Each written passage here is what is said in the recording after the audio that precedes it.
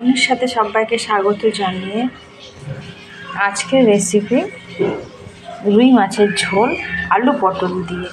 প্রচণ্ড গরমের জন্য এই সিম্পল ঝোলটা আমি আপনাদের কাছে শেয়ার করলাম। ভিডিওটি ভালো লেগে থাকলে অবশ্যই লাইক দিতে ভুলবেন না, কমেন্ট অবশ্যই জানাবেন, সাবস্ক্রাইব করার অনুরোধ রইল। তাহলে চলুন দেখে নেওয়া যাক আজকের রেসিপি রুই মাছের ঝোল আলু পটল দিয়ে। ছোট রুই মাছ এখানে নিয়েছি, তো কেটে 5 টুকরো হয়েছে। তো আজকে রুই মাছের সিম্পল ঝোল করে দেখাবো। গরমে তো রিচ খাবার একদমই চলবে না, তো তার জন্য আমি এখানে হালকা করে ঝোলটা করে দেখাবো। এখানে আমি পটল নিয়েছি 5খানা, তো লম্বা করে ছাড়িয়ে কেটে নিয়েছি, আর লম্বা করে আলু আছে। তাহলে প্রথমে আমার কাজ কি, মাছটাকে ফ্রাই করে নেওয়া। তাহলে আপনারা দেখতে থাকুন রেসিপিটা।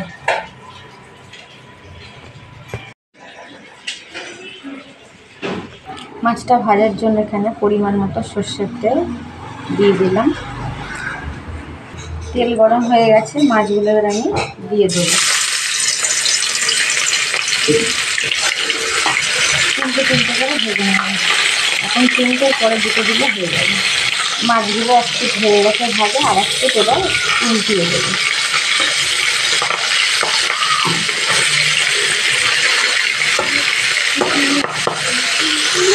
মাছ ভাজা হয়ে গেছে, তুলে নেব।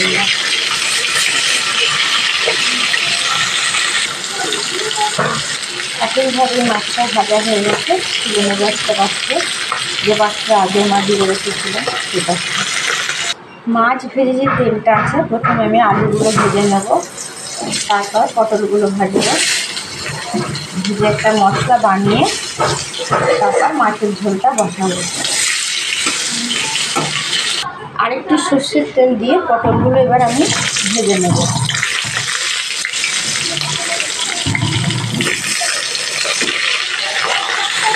এক পিঠ হয়ে গেছে, আর একটু উল্টিয়ে দেবো পটলগুলো। একটু ভেজে নিলে যে তরকারির স্বাদটা দ্বিগুণ বেড়ে যায়।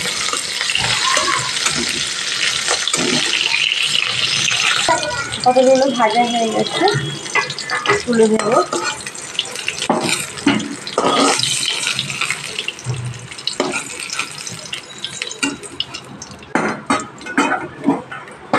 এখানে এবার ওই তেলে কাঁচা লঙ্কা আর পেঁয়াজ দিয়ে দেবো। কাঁচা লঙ্কা 5খানা আছে। ঘরের যে মশলাগুলো আছে এবার এখানে অ্যাড করবো। 1 চামচ হলুদ, 1 চামচ ধনের গুঁড়ো, 1 চামচ জিরের গুঁড়ো, আর গোলমরিচের গুঁড়ো এখানে 1/2 চামচ দিলাম, আর 1 চামচ লবণ দেব। দিয়ে ভালো করে মশলাটা কষিয়ে নেব। একটু সামান্য পরিমাণ এখানে জল দিয়ে মশলাটা কষিয়ে নেব। গ্যাসের ফ্লেমটা এই মুহূর্তে এখন হাইতে দিয়ে রেখেছি মশলাটা কষানোর জন্য। মশলা কষানো কমপ্লিট। বুঝে নিতে হবে মশলা গা দিয়ে তেল ছেড়েছে। এখানে আমি ভেজে রাখা আলু আর পটলটা এখানে অ্যাড করব। এই পর্যন্ত আশা করি আপনাদের বুঝতে অসুবিধা হয়নি।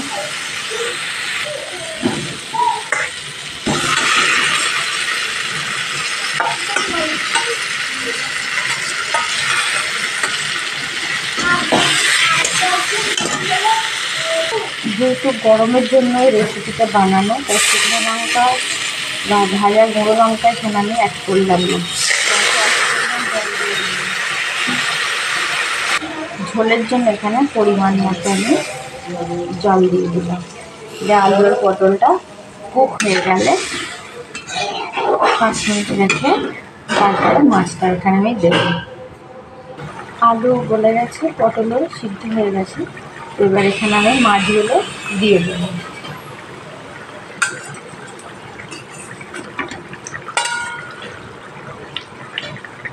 দিয়ে আর 2 মিনিট মতো কুক করে নিলে রুই মাছের ঝোল কমপ্লিট হবে।